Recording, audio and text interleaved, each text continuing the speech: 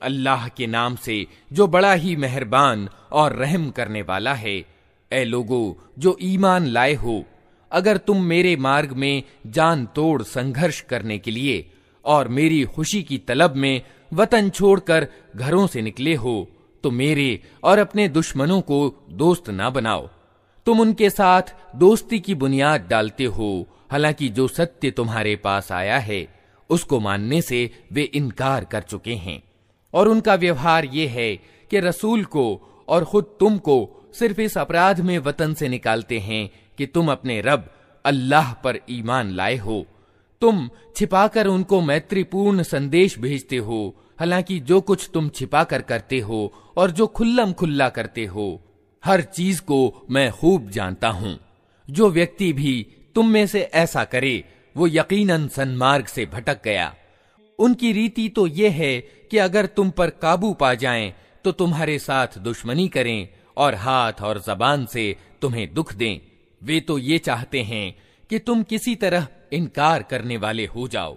क़यामत के दिन न तुम्हारी नातेदारियां किसी काम आएंगी, न तुम्हारी संतान। उस दिन अल्लाह तुम्हारे बीच जुदाई डाल देगा और वही तुम्हारे कर्मों का देखने वाला है।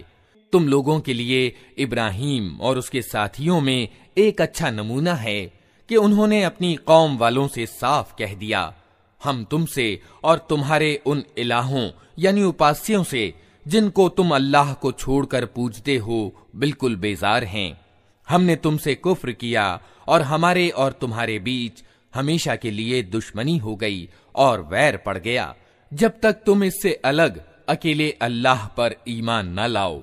मगर इब्राहीम का अपने बाप से ये कहना इससे अलग है कि मैं आपके लिए माफी की प्रार्थना जरूर करूंगा और अल्लाह से आपके लिए कुछ प्राप्त कर लेना मेरे बस में नहीं है। और इब्राहीम के साथियों की दुआ ये थी कि ए हमारे रब, तेरे ही ऊपर हमने भरोसा किया और तेरी ही ओर हमने रुजू कर लिया और तेरे ही पास हमें पलटना है।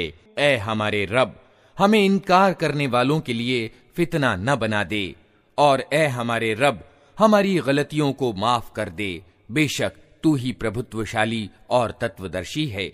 उन्हीं लोगों के काम करने के तरीके में तुम्हारे लिए और हर उस व्यक्ति के लिए अच्छा नमूना है जो अल्लाह और अंतिम दिन का उम्मीदवार हो। इससे कोई मुंह फेरे तो अल्लाह निस्पृह और अपने आप में खुद प्रशंसनीय है। असंभव नहीं कि अल्लाह कभी तुम्हारे और उन लोगों के बीच प्रेम डाल दे जिनसे आज तुमने दुश्मनी मोल ली है। अल्लाह बड़ी सामर्थ्य रखता है और वो बड़ा माफ करने वाला और दयावान है। अल्लाह तुम्हें इस बात से नहीं रोकता कि तुम उन लोगों के साथ नेकी और इंसाफ का बर्ताव करो जिन्होंने धर्म के मामले में तुमसे युद्ध नहीं किया है और तुम्हें तुम्हारे घरों से नहीं निकाला है। अल्लाह इंसाफ करने वालों को पसंद करता है। वो तुम्हें जिस बात से रोकता है वो तो ये है कि तुम उन लोगों से दोस्ती करो जिन्होंने तुमसे धर्म के मामले में युद्ध किया है और तुम्हें तुम्हारे घरों से निकाला है और तुम्हें निकालने में एक दूसरे की सहायता की है। उनसे जो लोग दोस्ती करें वही जालिम हैं। ऐ लोगो जो ईमान लाए हो, जब ईमान वाली औरतें घर बार छोड़कर तुम्हारे पास आएं तो उनके ईमान वाली होने की जांच पड़ताल कर लो और उनके ईमान की वास्तविकता तो अल्लाह ही भली भांति जानता है। फिर जब तुम्हें मालूम हो जाए कि वे ईमान वाली हैं तो उन्हें काफिरों की ओर वापस न करो। न वे काफिरों के लिए हलाल हैं और न काफिर उनके लिए हलाल। उनके काफिर शौहरों ने जो मेहर उनको दिए थे वे उन्हें फेर दो और उनसे निकाह कर लेने में तुम पर कोई गुनाह नहीं, जबकि तुम उनके मेहर उनको अदा कर दो। और तुम खुद भी काफिर औरतों को अपने निकाह में न रोके रहो।